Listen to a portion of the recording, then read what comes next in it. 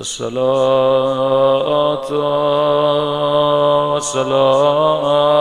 والسلام على سيد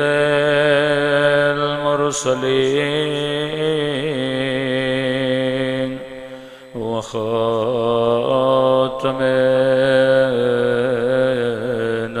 النبيين أبي القاسم محمد اللهم صل على محمد وعلى آله الطيبين الطاهرين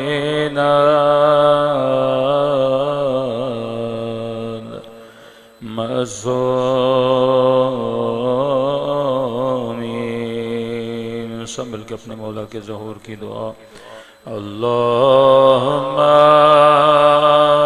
کل ولیک حجت ابن الحسن صلواتک علیہ وعلی آبائه فی هذه الساعة وفي كل وليا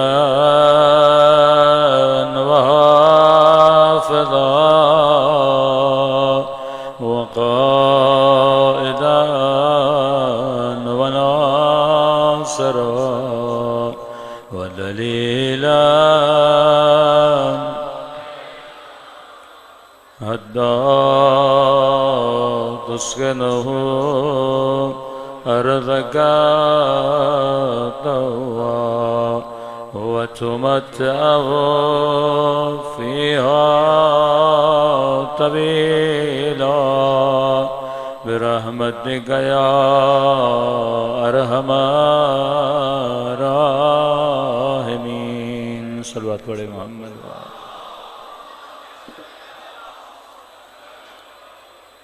بسم اللہ الرحمن الرحیم رب اشرح لی صدری ویسر لی امری واحلل عقدۃ من لسانی یفقهوا قولی اما بعد فقد قال رسولنا الکریم ان الحسین مصباح الہدی وسفینۃ النجات صلوات پڑھے محمد وعلی محمد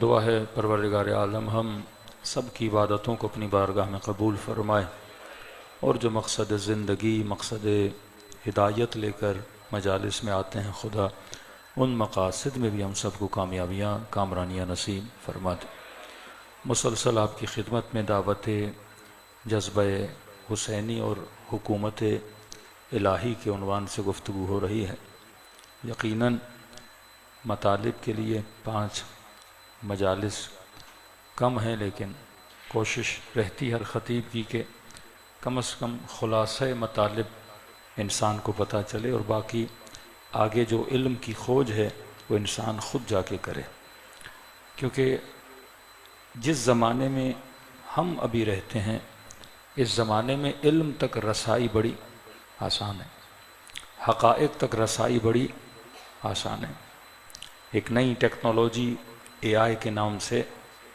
کہ واقعاً آپ جو سوال کرتے ہیں مور دین 95% آپ کو صحیح جوابات مل جاتے ہیں اب جواب کہاں سے آتا ہے وہی انٹرنیٹ پر جو موجودہ مٹیریل ہے وہیں سے جواب آتا ہے تو کم و بیش اگر جوان نسل چاہے پڑھنا تو آج کے زمانے میں پڑھنا بڑا آسان ہے اور یہ قرآن کا حکم ہے کہ جیسے جیسے وقت گزرتا جائے گا لوگوں کے لیے ویسے ویسے حق جو ہے عیاں ہوتا جائے گا جو سوچ لوگ کل رکھتے تھے وہ سوچ آج نہیں رہے گی لیکن فرمایا ان سارے ٹیکنالوجی کے زمانے میں اگر تم نسلوں کو بچانا چاہتے ہو کہیں ایسا نہ ہو غلط انفارمیشن سے تمہاری نسلیں بہک نہ جائیں تو پروردگار عالم نے تمہارے لیے کشتی حسین کا بندوبست کیا ہاں اصول تجھے اہل بیت بتائیں گے. اب اصولوں سے کبھی بھی باہر نکلا نہ کرو. جو بھی انفارمیشن ملے اگر اس اصول کے بیچ میں ہو اس انفارمیشن کو قبول کرنا.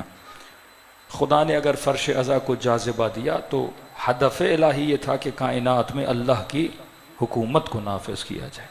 اب اس حکومت کے لیے جس طرح فوجوں کو کینٹ کی ضرورت ہوتی ہے، فوجی چھاونیوں کی ضرورت ہوتی ہے، تو مجلس حسین اللہ کے مجاہدوں کی چھاونیاں ہیں.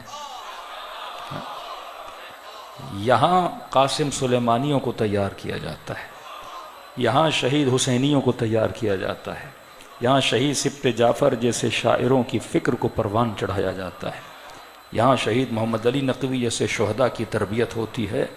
یہ تربیت گاہ ابا عبداللہ الحسین ہے.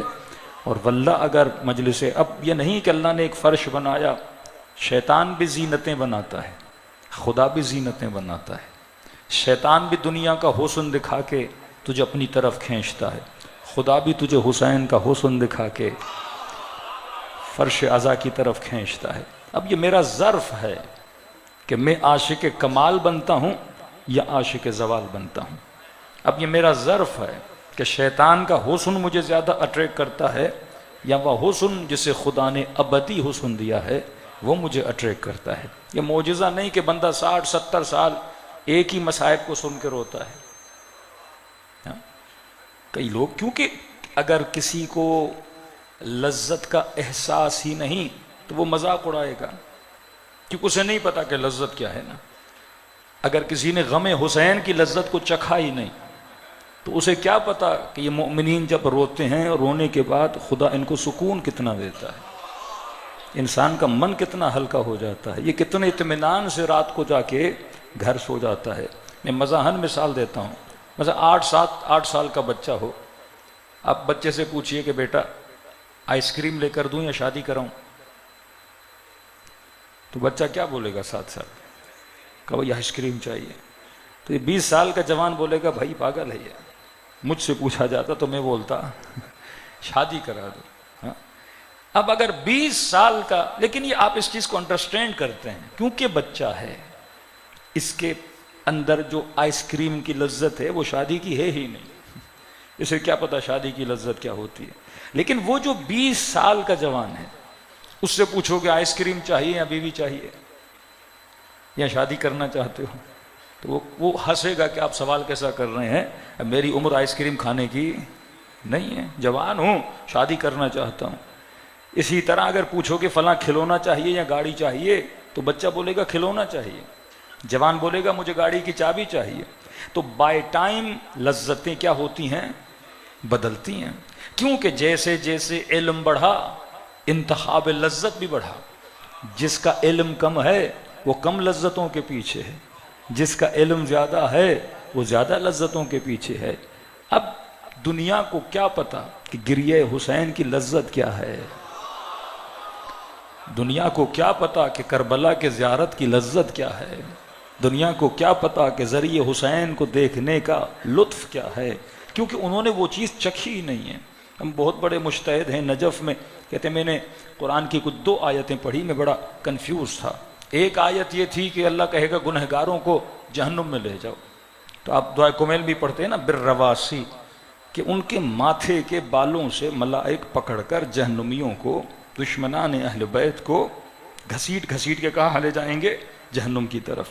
اب گھسیٹا کیوں جائے گا کہ تفسیر یہ تھی کیونکہ ہر بندہ آگ کو پسند نہیں کرتا، عذاب لذت آور نہیں ہے، تکلیف آور ہے، لہٰذا یہ جہنم نہیں جانا چاہے گا تو ان کو گھسیٹ کے لے جایا جائے گا.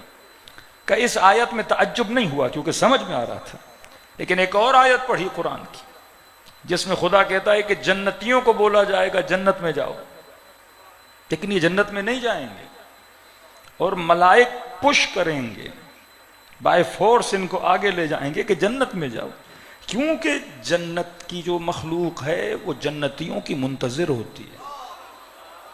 غلمان کہتے ہیں آ جاؤ ہم تمہاری خدمت کریں، حوریں ہیں کہتی ہیں آ جاؤ ہم آپ کی خدمت کریں، وہاں کی غذائیں، وہاں کے پھل، وہاں کی ہوائیں یہ صدیوں انتظار کر رہی ہیں کہ فلاں مومن آ جائے تاکہ ہم اس کی کیا کریں؟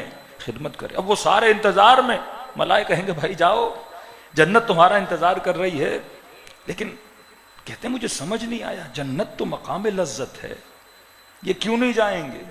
جو پوری زندگی نمازوں میں دعا کرتا رہا، خدا جنتی بنا، جنتی بنا، اے خدا جہنم کی آگ سے بچا، مجھے جنتی بنا، اور یہ کیسا مومن ہے جنت میں نہیں جا رہا؟ اور قرآن کی آیت تو کہتے ہیں کہ مجھے لبنان سے کتاب ملی زیارات کی، غالباً شاید کامل زیارات، اور پہلے زمانے میں کوئی کتابیں کم ہوتی تھیں، تو کتاب ملی، اس میں نے معصوم کی ایک روایت پڑھی، اس روایت کے پڑھنے کے بعد سمجھ آیا کہ جنتی جنت میں کیوں نہیں جا رہے تھے۔ اس روایت میں لکھا جب حکم الہی ہوگا یہ جنتی ہیں جنت میں چلے جائیں، یہ تبھی جنت جا ہی رہے ہوں گے، اس وقت میدان محشر میں امام حسین کا آنا ہوگا۔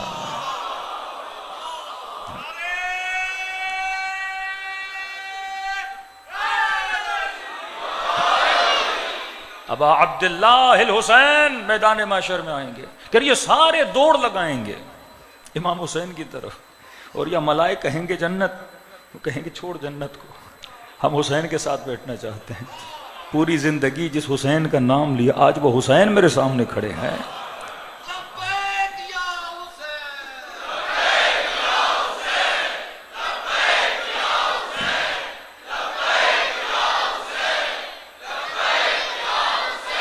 کہا وہ نورانی چہرہ میرے سامنے کھڑا ہے، کہتے ہیں بالکل جنت کی طرف توجہ نہیں دیں گے۔ یہ جو آپ کہتے ہو کربلا مومن کی جنت ہے، کربلا کیوں جنت ہے؟ حسین کی وجہ سے، اور جب حسین ابن علی سامنے ہوں گے کہتے یہ وہیں پہ کھڑے ہو جائیں گے کہ ہمیں امام حسین کی زیارت کرنے دو، کیونکہ جنت کے بھی مقامات ہیں، ہر جنتی ہر لمحہ امام حسین سے مل نہیں سکتا۔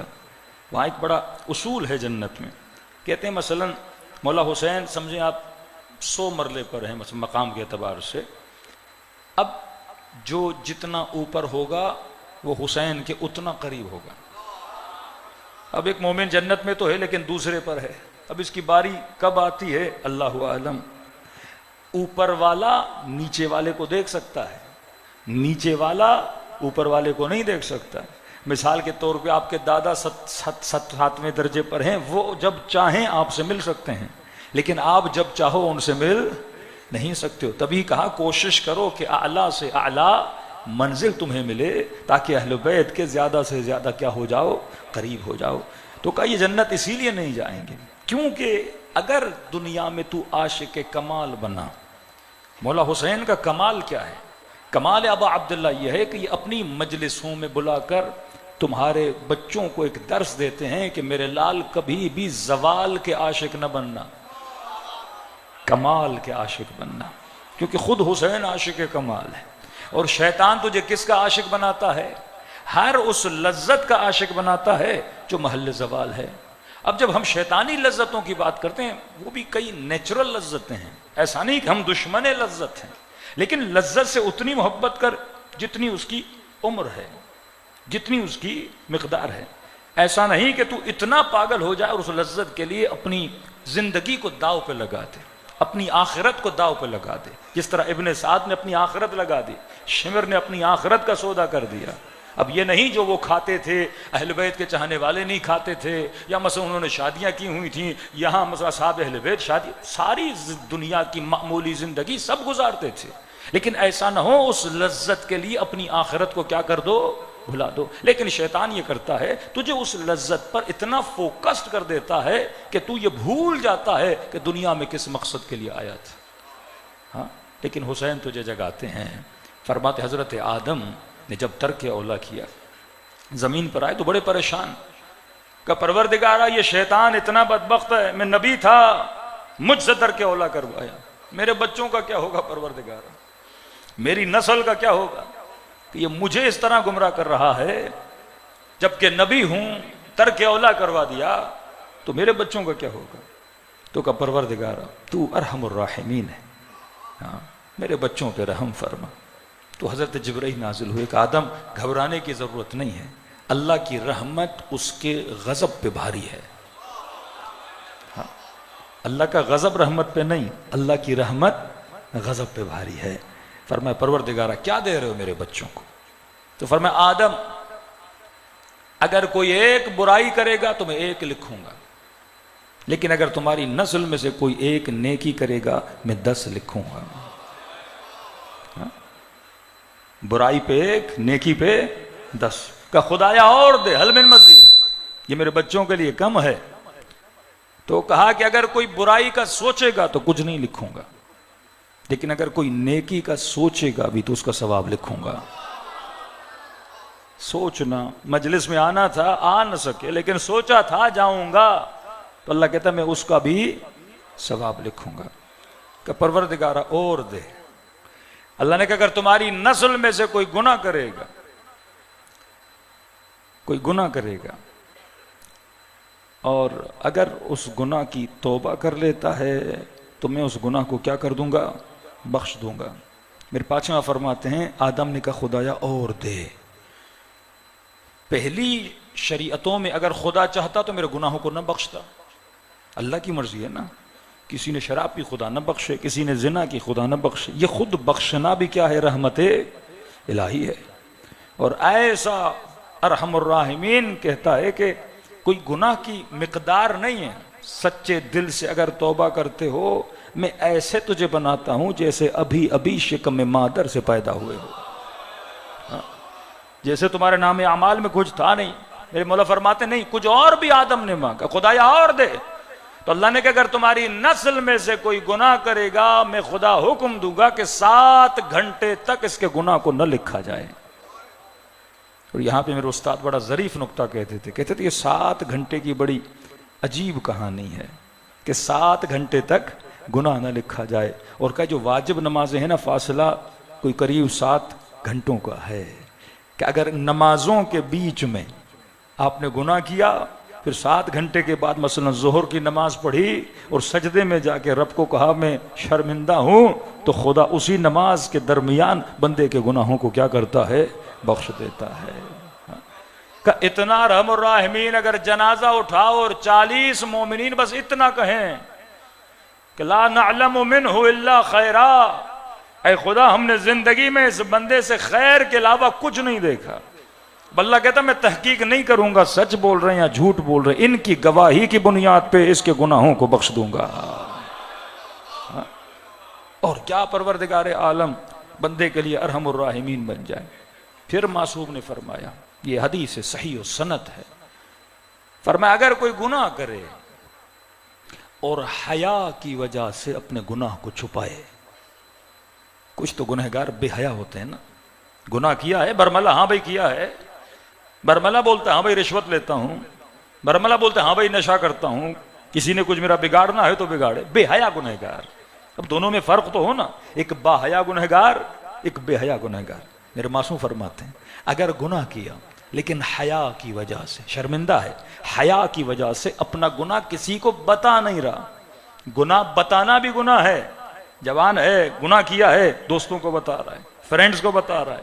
خاتون علیاذ باللہ گناہ کیا ہے اپنی سہیلیوں کو بتا رہی ہے کہ گناہ کیا تمہارے درمیان اور خدا کے درمیان رہے.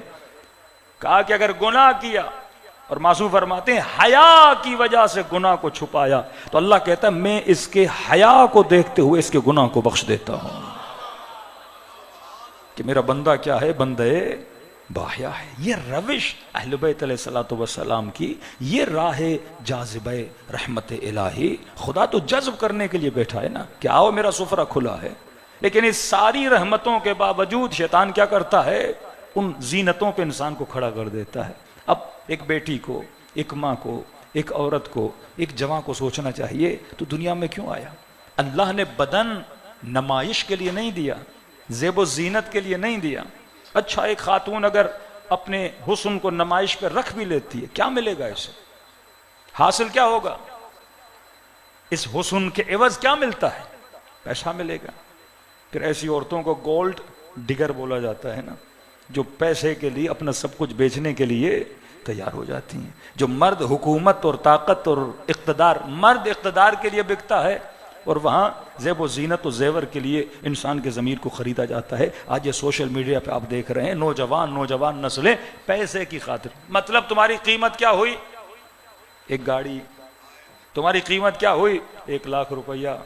تمہاری قیمت کیا ہوئی؟ 2 لاکھ روپیے. تمہاری قیمت کیا ہوئی؟ کوئی ہیرے کی انگوٹھی. اور خدا قیمت کیا دیتا ہے؟ اب سوال ہے میں خود کو سستا بیچ رہا ہوں یا مہنگا؟ امیر المؤمنین نے بھی تو سودا کیا نا. قرآن میں لفظ اشترا ہے، خرید و فروش ہے، بائی اینڈ سیل ہے. من یشری نفسہ ابتغاء مرضات اللہ، جو اللہ کی مرضیوں کے خاطر اپنے نفس کو بیچ دیتا ہے. تو اب جس نے اللہ کی مرضی خرید لی اسے اور کیا چاہیے؟ جو کائنات کا چلانے والا ہے اس کی مرضی کس کے ہاتھ میں ہے؟ امیر المومنین کے ہاتھ میں. آج پوری دنیا کس کے در پہ جا رہی ہے؟ علی ابن ابی طالب کے در پہ جا رہی ہے نا، باب نجف کے دروازے پہ جا رہی ہے نا. کیونکہ یہ سودا کسی ایرے غیرے سے نہیں کرتے، یہ سودا کرتے ہیں تو پروردگار عالم سے کرتے ہیں. اہل بیت کے دشمن یزید سے سودا کرتے ہیں، حسین ڈائریکٹ خدا سے سودا کرتے ہیں.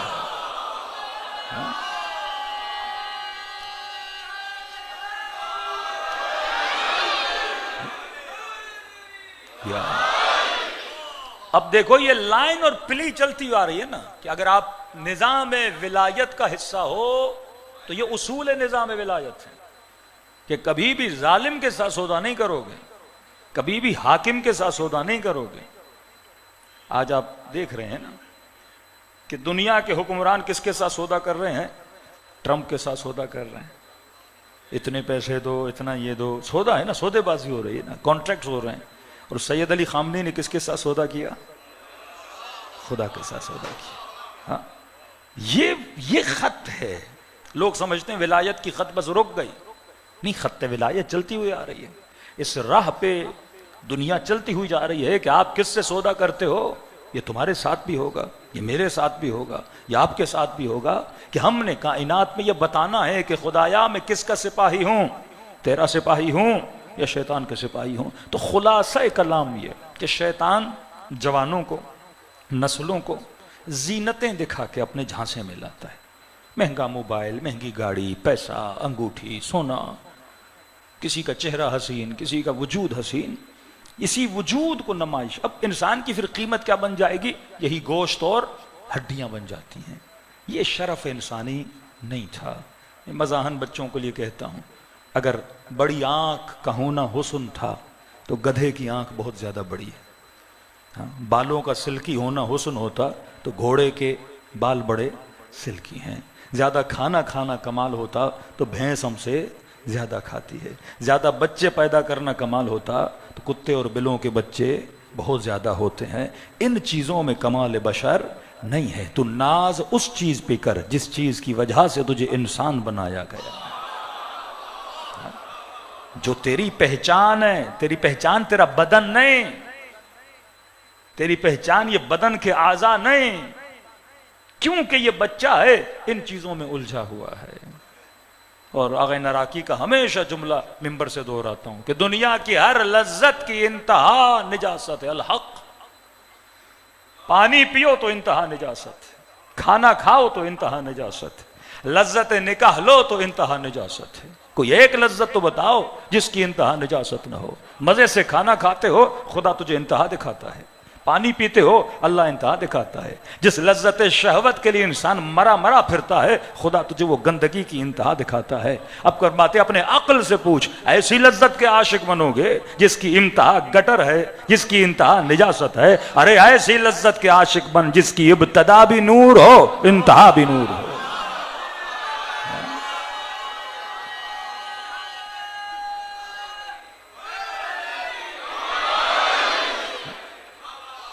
یہ انسان اگر کیلکولیٹ کرے اپنے عقل سے تو انسان اس راستے پہ چل سکتا ہے. بڑے عابد ملیں گے، بڑے زاہد ملیں گے، لیکن کیونکہ خط ولایت پر نہیں ہے. معصوم کا جملہ ہے، امام سے فرمایا مولا مومن شراب پی سکتا ہے، زنا کر سکتا ہے. فرمایا جب وہ زنا کرتا، حین یزنی، جب زنا کرتا ہے اس وقت مومن نہیں ہوتا. جس وقت شراب پیتا ہے اس وقت مومن نہیں ہوتا. کہ مولا کیا مطلب؟ کہ کیونکہ جب گناہ کر رہا ہوتا ہے تو ہماری ولایت سے نکل جاتا ہے. پھر جب نماز پڑھتا ہے گویا کس کی ولایت میں آ گیا؟ ہماری ولایت میں داخل ہو گیا. تو اگر سلمان بننا ہے تو ایک لمحے کے لیے بھی علی کی ولایت سے نکلنا نہیں چاہیے.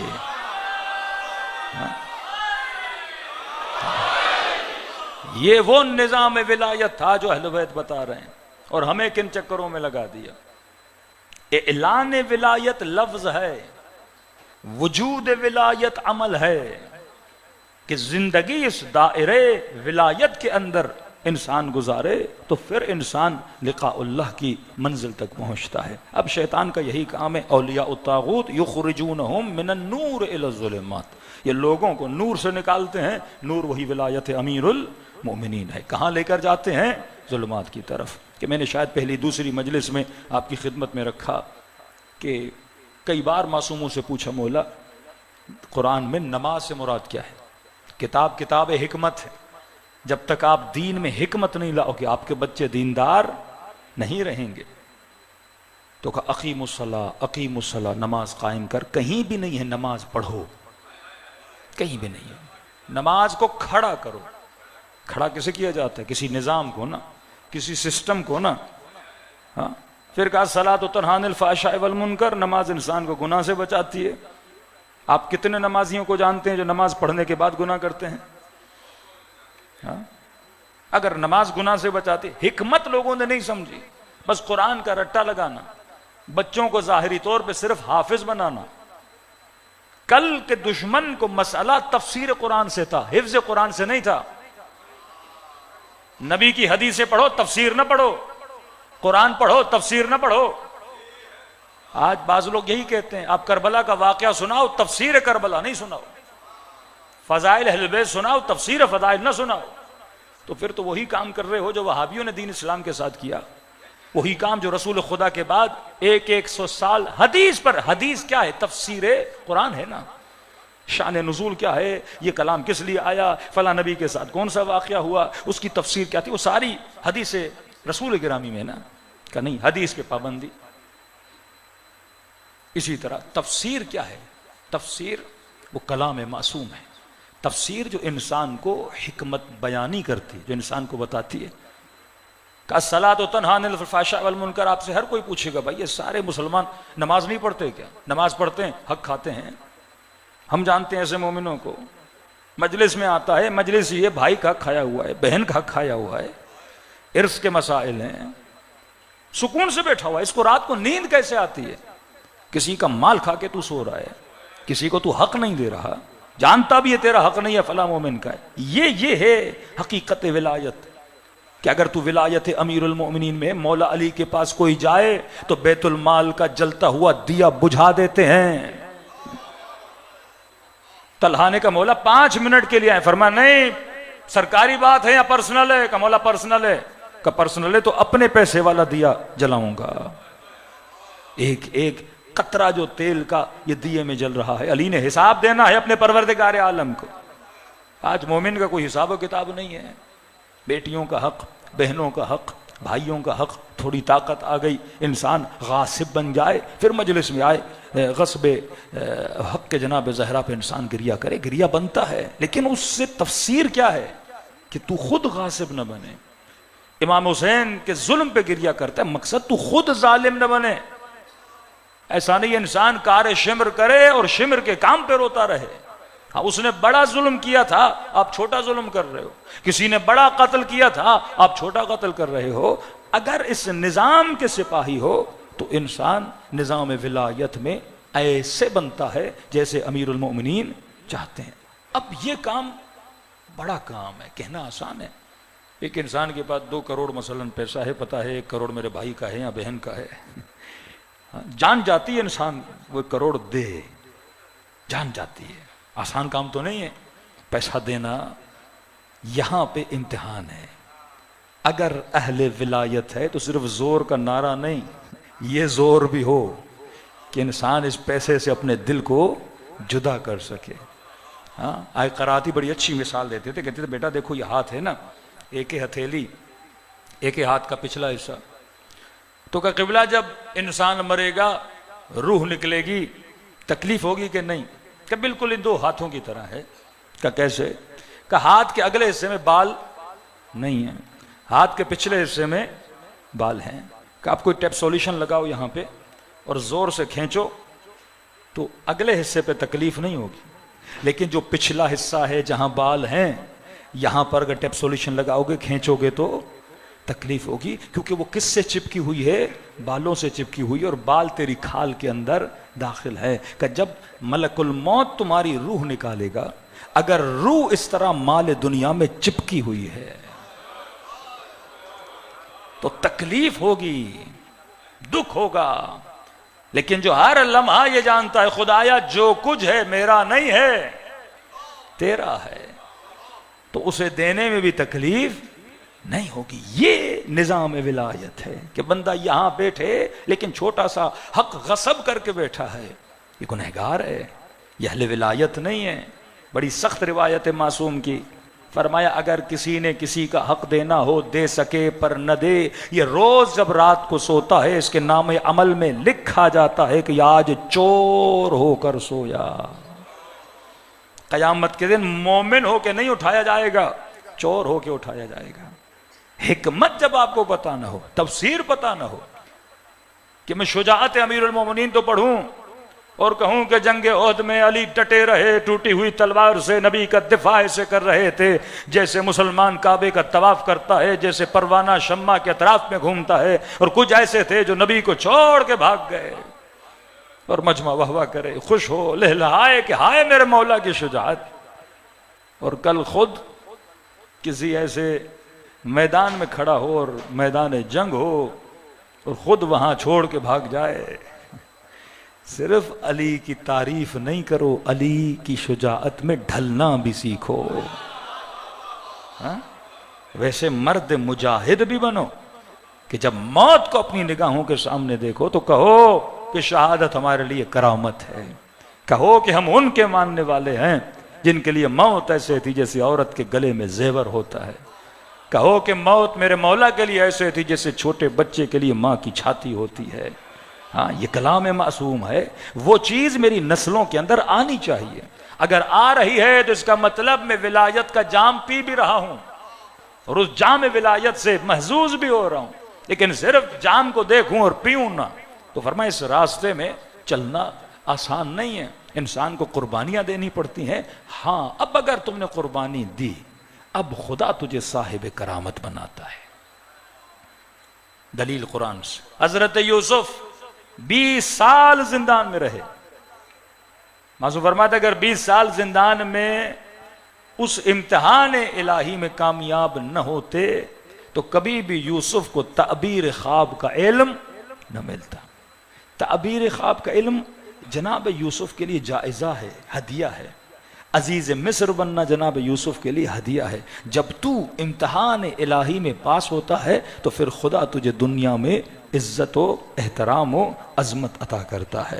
تو اگر اہل ولایت ہے تو صاحب کرامت ہونا چاہیے. کہ امیر المؤمنین نماز تو پڑھ رہے ہیں، حکمت کہ انسان نماز پڑھے اور قرآن کہے گناہ سے بچے گا، پر نماز پڑھنے کے بعد بھی گناہ کرتا رہے. فرمایا کہیں پر نہیں ہے اقرأ الصلاۃ، نماز پڑھو، ہمیشہ ہے اقیم الصلاۃ، اقیم الصلاۃ، نماز کو قائم کرو. کہ مولا یہ کیا ہے قیام الصلاۃ؟ نماز پڑھی جاتی ہے، نماز کو کیسے قائم کریں؟ فرمایا یہاں ظاہر نماز وہی ہے جو تم پڑھتے ہو، لیکن باطل صلاۃ کیا ہے؟ کہ مولا کیا ہے؟ فرمایا انا الصلاۃ، میں وہ علی نماز ہوں جس کا حکم قرآن نے دیا ہے. کہ نظام ولایت کو کیا کرو؟ قائم کرو. اب نظام ولایت میں جب تمہارے بچے پلیں گے تو یہ اہل فسق فجور نہیں بنیں گے. اکبر کس نظام میں پلے؟ ولایت کے نظام. قاسم کس نظام میں پلے؟ ولایت کے نظام میں. سکینہ کس نظام میں پلیں؟ ولایت کے نظام میں. ارے یہ تو اہل حرم ہے نا، ان کے لیے تو شک کرنا بھی ہمارے لیے عبث ہے. لیکن فرمایا جو وہب قلبی چند دنوں کا نظام ولایت کا مسافر تھا، کیا کام دکھایا. بی بی زینب کے لیے سنیں تو تعجب نہیں ہے کہ اون و محمد کے سروں کو واپس دے دیا. کہ میں علی کی بیٹی ہوں. زینب جو ایک مرتبہ دے دے پھر کبھی واپس نہیں لیتی. لیکن تاریخ نے عجیب لکھا، کتنے دن رہی ہوگی وہب کی ماں بی بی زینب کے ساتھ، کتنا جذب کیا بی بی زینب نے سے اپنے اخلاق میں. قرآن کہتا ہے تخلقوا باخلاق اللہ، اپنے اخلاق کو اللہ کے اخلاق میں بدل دو. صبغت اللہ ومن احسن من اللہ صبغہ، کون ہے جو رنگ خدا میں خود کو رنگ دے؟ کیا رنگ لیا اس خاتون نے بی بی زینب سے. وہ بڑا خوبصورت تھا، جواں تھا، نئی نئی شادی ہوئی، بڑا غصہ تھا اہل شام اور ان بعض کوفیوں کو کہ مسیحی ہوتے ہوئے ہمارے مقابلے میں کھڑا ہے، اہل کتاب ہوتے ہوئے مسلمانوں کے مقابلے میں کھڑا ہے، کہ اسے ایسی سزا دو، اسے ایسی سزا دو۔ کربلا میں کچھ سر ایسے ہیں، کچھ سر کہ ابھی یہ زندہ تھے کہ ان کے سروں کو کاٹا گیا۔ کربلا میں کچھ سر ہیں، فرماتے صرف 3 سر ایسے ہیں، 3 سر، باقی جتنے شہداء ہیں وہ شہید ہوئے، بعد میں سر کاٹا گیا۔ کہ 3 شہید ایسے ہیں جو ابھی زندہ تھے، ان کے سر کاٹے گئے۔ کہ پہلا سر وہاب کلبی کا سر ہے، اس جوان کو اتنا مارا، ابھی زندہ تھا، ماں کے سامنے زندہ تھا، اس کا سر قلم کیا۔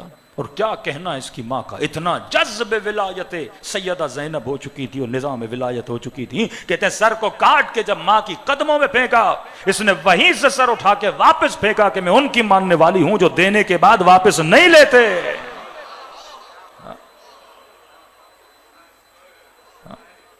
اس قدر اس نظام کے اندر ڈائجسٹ کر لیا خود کو، چند لمحے اس نظام میں رہے، تبھی کہا اہل ولایت بنو۔ کا دوسرا سر حسین کا، تیسرا سر علی اصغر کا۔ یہ 3 سر تھے، ابھی زندہ تھے اور گلا کٹا۔ کہ اہل ولایت بنو، اس نظام کے سے بنو۔ کہ انس الصلاۃ، میں علی و نماز ہوں، جسے تم سب نے کیا کرنا ہے، قائم کرنا ہے۔ خاص نظام ہے اہل بیت کا، یہ اخلاق اور ہے، باہر جاتے ہو دنیا اور ہے، یہاں مزاج ہی الگ ہیں، یہاں اخلاق ہی الگ ہیں، یہاں سوچ ہی الگ ہے۔ آپ کا قانون دنیا کے قانون سے ملتا ہی نہیں، آپ کا نظم جہاں سے ملتا ہی نہیں، تبھی وہ آپ کے دشمن ہیں کہ یہ کیسا نظم ہے ان کا، یہ کیسی باتیں کرتے ہیں، یہ کیسی فکر دے رہے ہیں، یہ بالکل ہماری فکر سے ملتی نہیں، تبھی لوگ دشمن اہل بیت اور دشمن عاشقان اہل بیت بنتے ہیں، کیونکہ آپ اس راستے پہ نہیں چلتے ہو جس راستے پہ ان کی نسلیں چلتی ہیں۔ آپ بولتے ہو کہ ہم اسی راستے پہ چلیں گے جو ہمیں محمد اور آل محمد نے دکھایا ہوا ہے۔ تھوڑا سا اشارہ کر رہا ہوں، وقت بہت ہو چکا ہے۔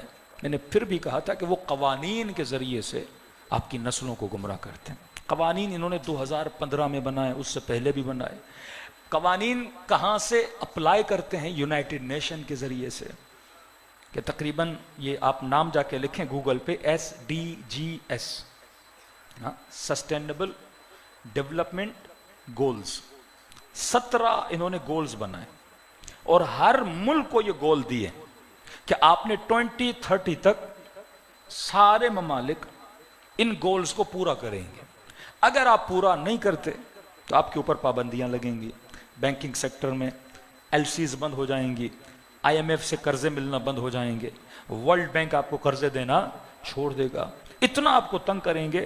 اب کہتے ہیں ہم نے دنیا کو سسٹینیبل بنانا ہے، ہم نے دنیا کو متوازن بنانا ہے اور ڈیولپمنٹ کرنی ہے۔ اب مولا فرماتے یاد رکھنا، جو نظام باطل ہے اس کی چالاکی یہ ہے کہ وہ ایک مٹھی حق کی لیتا ہے، ایک مٹھی باطل کی لیتا ہے، اور ان دونوں کو کیا کرتا ہے؟ مکس کرتا ہے۔ دیکھنے والا کنفیوز ہو جاتا ہے، نعرہ بہت اچھا بناتا ہے، نیت بڑی پیچھے خطرناک ہوتی ہے۔ مثلا 17 قوانین ہیں، پھر ان کو اپلائی کرنے کے لیے more than 160 رولز ہیں۔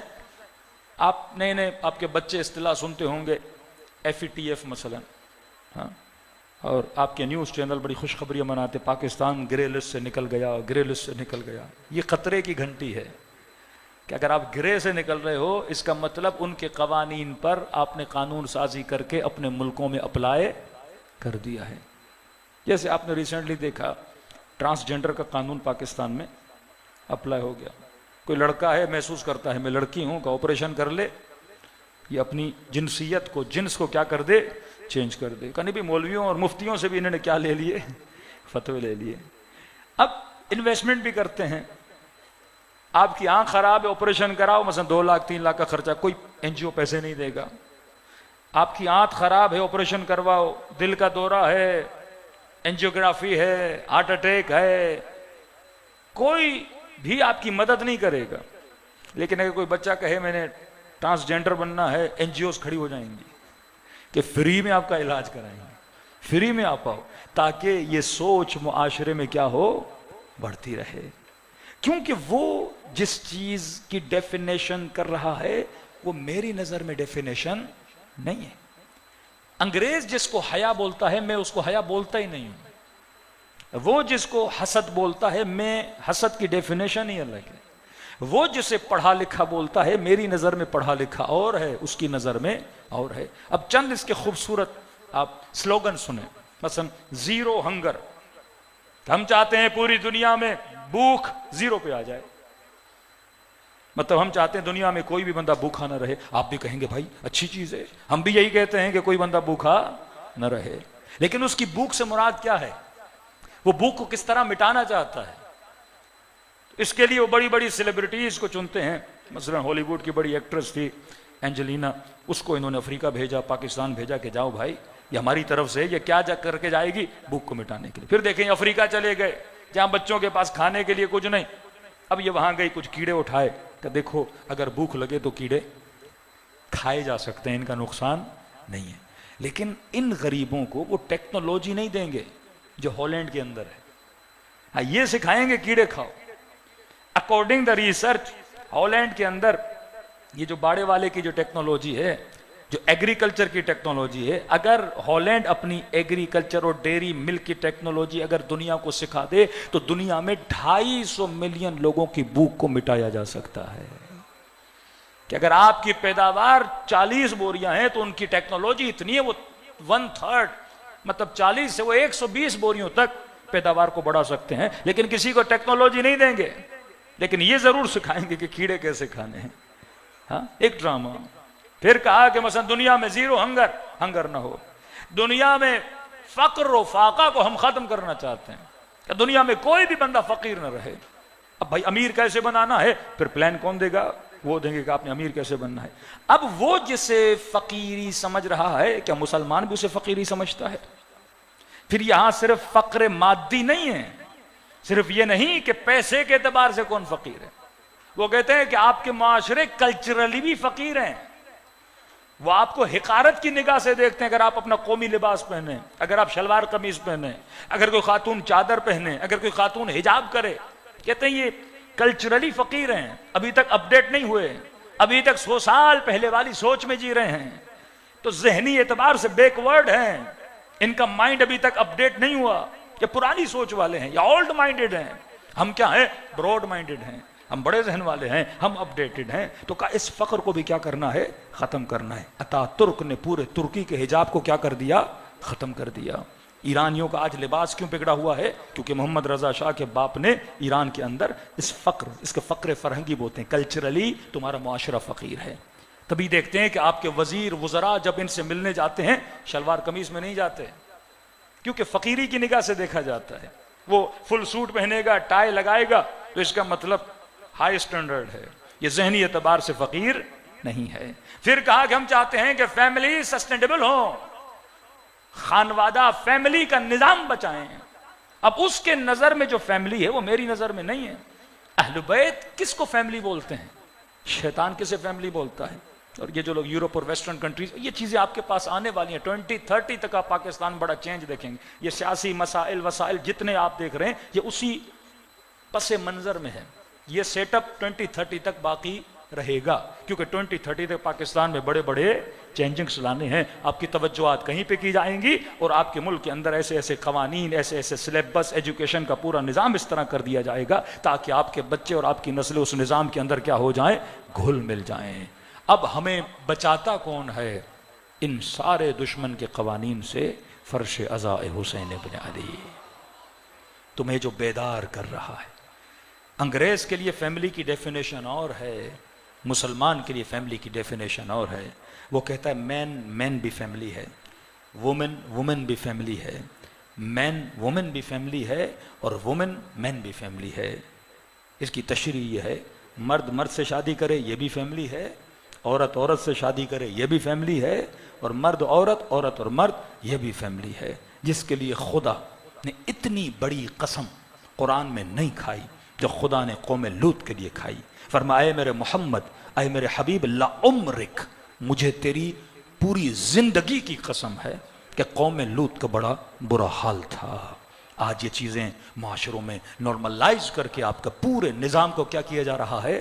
درہم برہم و تباہ و برباد کیا جا رہا ہے۔ اب جانو قدر حسین ابن علی۔ اگر یہ فرش عزا نہ ہوتا آپ کے اقدار مٹ چکے ہوتے۔ آج مسلم معاشرہ مٹ رہا ہے، بعض شیعہ خوش ہو رہے ہیں مولانا سعودی عرب بڑا ترقی کر رہا ہے۔ یہ اچانک سیکولرزم کہاں سے آ گیا؟ اچانک سختیاں کیسے ختم ہو گئیں؟ جس ملک میں دکانیں بند کرا کے لوگوں سے نمازیں پڑھائی جاتی تھی، آج وہاں کیسینو، آج وہاں سنیما گھر، آج وہاں کیا کچھ نہیں ہو رہا۔ مکمل مسلمانوں کے نظام و کلچر کو کیا کیا جا رہا ہے؟ عقیدتی ہمارا لاکھ اختلاف ہو، لیکن جو مسلم اقدار ہیں اس کو معاشرے سے کیا کیا جا رہا ہے؟ ختم کیا جا رہا ہے، تباہ و برباد کیا جا رہا ہے۔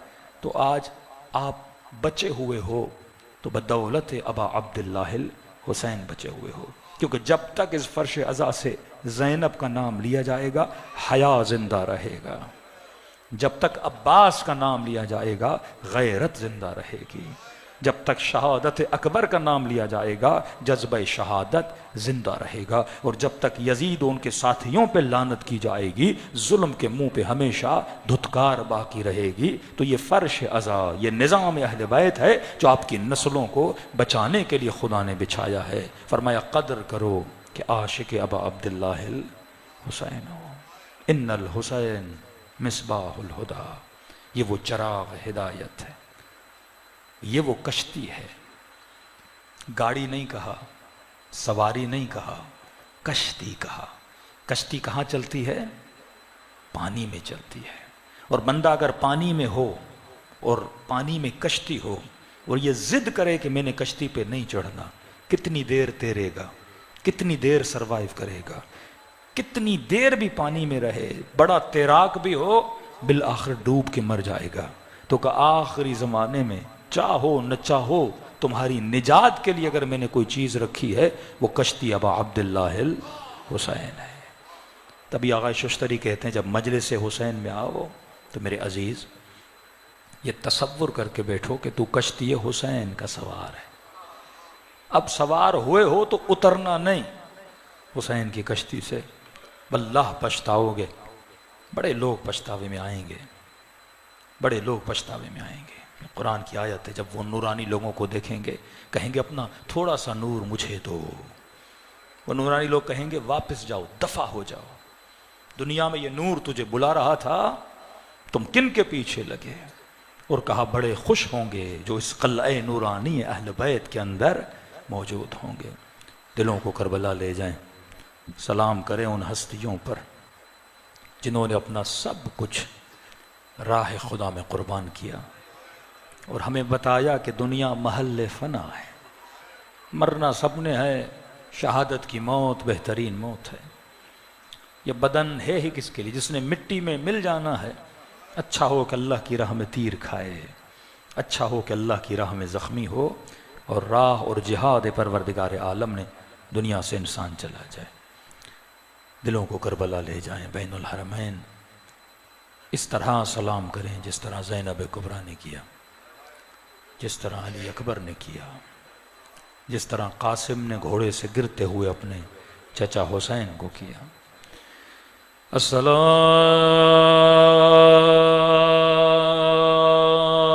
علی الحسین وعلی علی ابن الحسین وعلی اولاد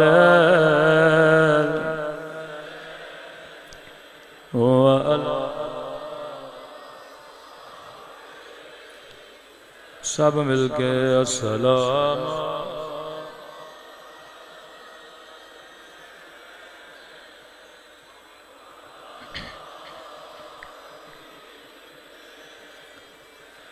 وعلی اولاد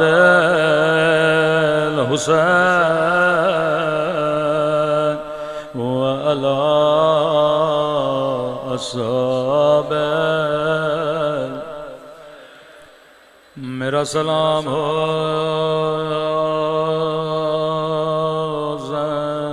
زینب کی اسیر پہ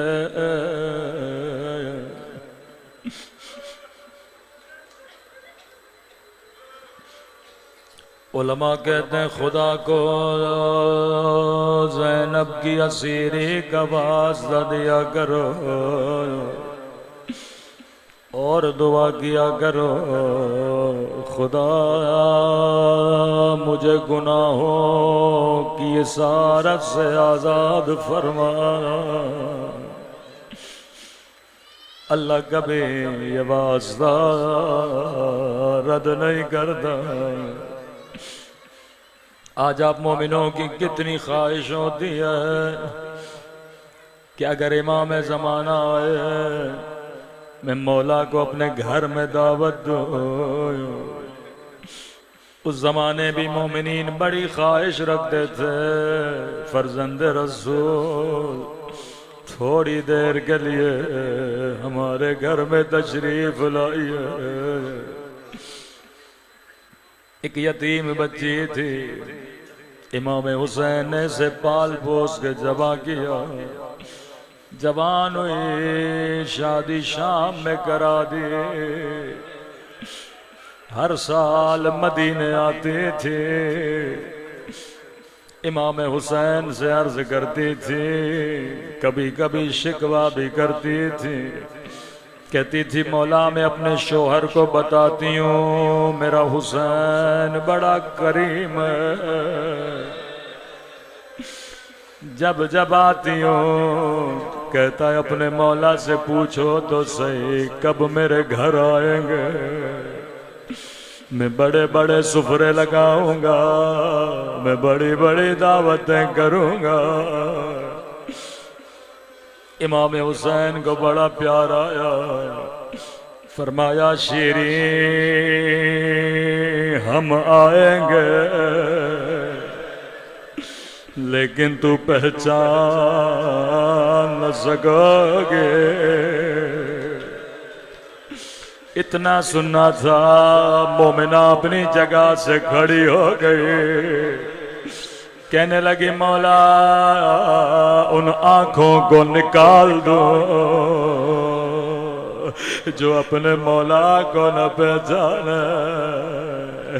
امام نے کہا شیرین بیٹھو تیرا قصور نہیں ہوگا. ارے حالات بدل جائیں گے.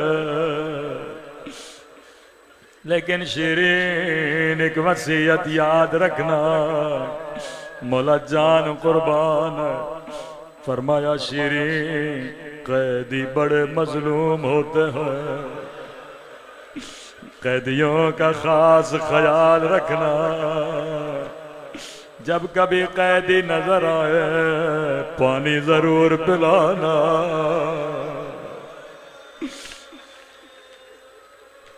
شیرین نے یہ بات اپنے ذہن میں بٹھا لی. مدینے سے شام چلی گئی. شیرین اپنے وطن واپس پہنچی. عزادارو یہاں زینب بے وطن ہو گئے. شام کے بازار میں آئے. شیرین کا شوہر بازار سے گزر رہا تھا. اس کی نگاہ سکینہ پہ پڑ گئے. زخمی کانوں پہ پڑ گئے. زخمی رخساروں پہ پڑ گئے.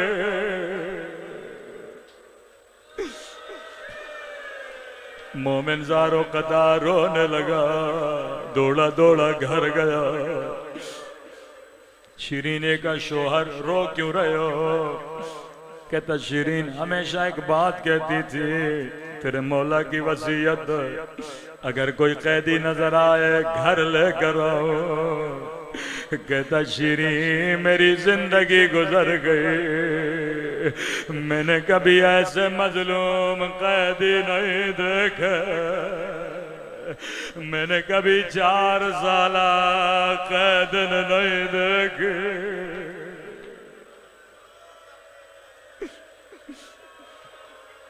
شیرین نے کہا جلدی کرو قیدیوں کو گھر لے کر آؤ۔ مومنان نے جلدی جلدی سے سفرے بچھانا شروع کیا، کنیزوں کو کا پانی لے کر آؤ، لیکن قیامت کا منظر تھا۔ ہائے ہائے ہائے، جیسے زینب شیرین کے گھر میں آئے، جسے زینب نے حجاب سکھایا تھا، اس کے سر پہ چادر موجود ہے، لیکن ہائے علی کی بیٹی کی قسمت۔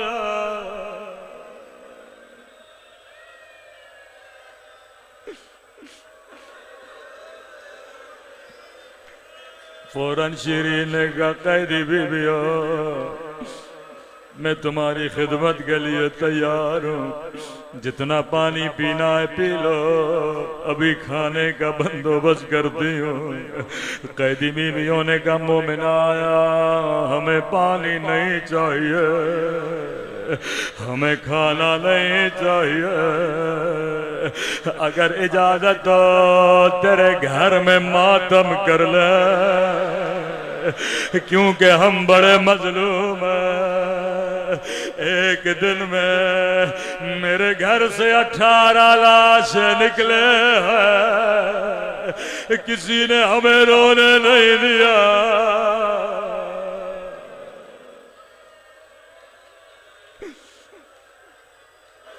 کہا قیدی بیویوں، میں کیوں روکوں گی، جتنا رونا ہے رو لو۔ راوی کہتا یا قیدی بیویوں نے حلقہ بنایا، ایک مرتبہ قیدی بیوی اٹھی، بڑا درد بھرا بہن کیا، رو رو کے کہنے لگی اے عباس کے پیاسے بھیا، اے عباس کے غریب الوطن بھیا۔ اتنا سننا تھا، شیرین اٹھے، اے قیدی بیوی چپ ہو جا، یہ میرے مولا کے بھائی کا نام ہے۔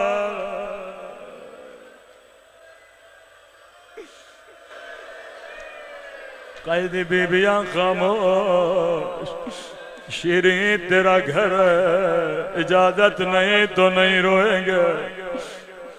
نہیں قیدی بیویوں، دل دکانا نہیں چاہتے، لیکن یہ نام نہ لو، اگر تیرے مقتول کی کوئی بیٹی ہے اس کے نام سے گریہ کرو، یا بیٹی کا نام آنا تھا۔ پھر سے کوئی قیدی بیوی اٹھی، کہنے لگی اے سکینہ کے پیاسے بابا، اے سکینہ کے غریب الوطن بابا۔ شیرین نے کہا قیدی بیوی چپ ہو جا، یہ تو مدینے والی کا نام ہے۔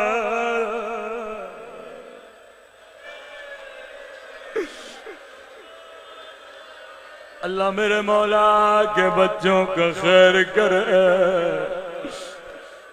کہتے اب شیرین بھی زار و قطار رونے لگے، کہتی ہے قیدی بیویوں تو نے مجھے بڑا رلایا، اللہ میرے مولا کے گھر کی خیر کرے، اللہ میرے بچے حسین پہ قربان کرے۔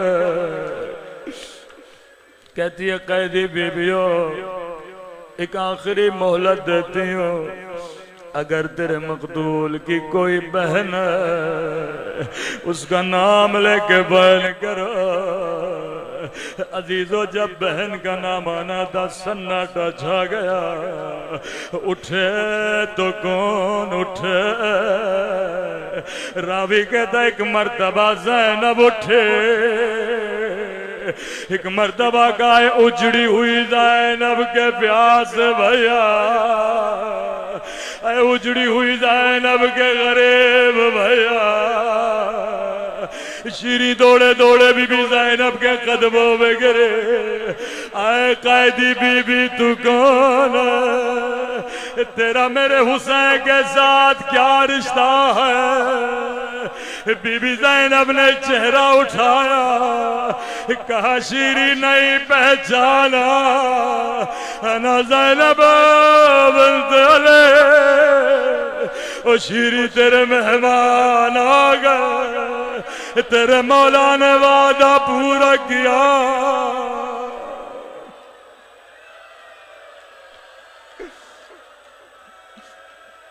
او شیری میں زینب اجڑ گئے، میرا اکبر مارا گیا، میرا عباس مارا گیا، الا لعنت اللہ علی القوم الظالمین۔ موت میں